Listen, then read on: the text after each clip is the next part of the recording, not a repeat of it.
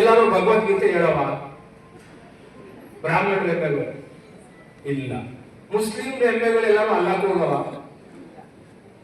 ಬ್ರಾಹ್ಮಣರ ಎಮ್ಮೆ ಎಲ್ಲೂ ಭಗವದ್ಗೀತೆ ಹೇಳಿಲ್ಲ. ಮುಸ್ಲಿಮರ ಎಮ್ಮೆ ಎಲ್ಲೂ ಅಲ್ಲಕ್ಕೆ ಹೋಗಿಲ್ಲ.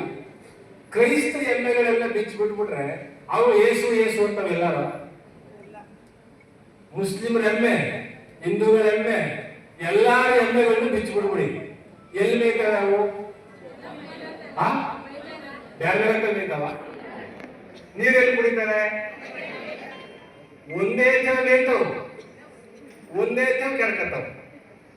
ಎಮ್ಮೆಗಳಿಗೆ ಇಲ್ಲದ ಜಾತಿ, ಎಮ್ಮೆ ಮಾಡೋರಿಗೆ ಜಾತಿ ಇದೆ ಅಂದ್ರೆ ಇದಕ್ಕೆ ಯಾರು ಔಷಧಿ ಕೊಡಬೇಕು?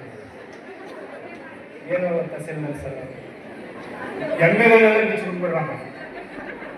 ಎಲ್ಲಾ ಎಮ್ಮೆಗಳು ಒಂದೇ ತರ ನಿಲ್ತವೆ, ಒಂದೇ ತರ ಕರ್ಕತ್ತವೆ, ಒಂದೇ ತರ ನೀರು ಕುಡಿತವೆ. ಎಮ್ಮೆಗಳ ಜಾತಿ ಇಲ್ಲ, ಹಸುಗಳ ಜಾತಿ ಇಲ್ಲ, ಕುಡಿಗಳ ಜಾತಿ ಇಲ್ಲ. ಈ ಮನುಷ್ಯನಿಗೆ ಎಲ್ಲಿಂದ ಬಂತು ಜಾತಿ? ಅದಕ್ಕೆ ನಾವು ನೀವೆಲ್ಲ ಅರ್ಥ ಮಾಡ್ಕೋಬೇಕು, ಜಾತಿ ಇದೆಯಾ? ಒಬ್ಬ ಸ್ವಾಮೀಜಿ, ಉಡುಪಿ ಸ್ವಾಮೀಜಿ ಏನ್ ಹೇಳೋನೆ ಅಂದ್ರೆ, ಎಲ್ಲಿ ಮಾತಾಡ್ತಿರಲ್ಲ ಮೇಡಮ್, ಆ ಉಡುಪಿ ಸ್ವಾಮೀಜಿ ಹೇಳ್ತಾರೆ, ಸರ್ ಹೆಣ್ಣು ಮಕ್ಕಳು ಮುಟ್ಟಾಕ್ಬಿಟ್ರೆ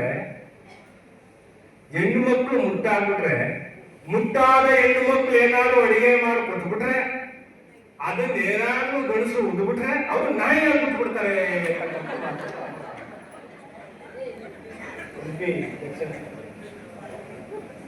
ಅದಕ್ಕೆ ನಾನೇನು ಹೇಳ್ತೇನೆ, 12ನೇ ಶತಮಾನದಲ್ಲಿ ಬಸವಣ್ಣವ್ರ ಕಾಲದಲ್ಲಿ ಒಬ್ಬ ಸತ್ಯಕಾಂತ್ ಇದ್ಲು ಕಸ ಹೊಡೆಯೋಳು. ಅವಳು ಎಂಥ ಬುದ್ಧಿವಂತೆ ಅಂದ್ರೆ, ಮುಟ್ಟೆಂದು ಹೀಯಾಳಿಸುವ ಮುಟ್ಟಾಳರೆ, ಹೆಣ್ಮಕ್ಕಳ ಮುಟ್ಟು ಅಂತಿರಲ್ಲೋ, ಮುಟ್ಟಾಳ ಹೆಣ್ಣನ್ನು ಮುಟ್ಟಲು ಒಂದು ಜನ, ಮುಟ್ಟೆಂದು ಹೀಯಾಳಿಸುವ ಮುಟ್ಟಾಳರೆ ನೀವು ಹುಟ್ಟಿದ್ದೆಲ್ಲಿಂದ ಅಂತ ಪ್ರಶ್ನೆ ಮಾಡ್ತಾರೆ.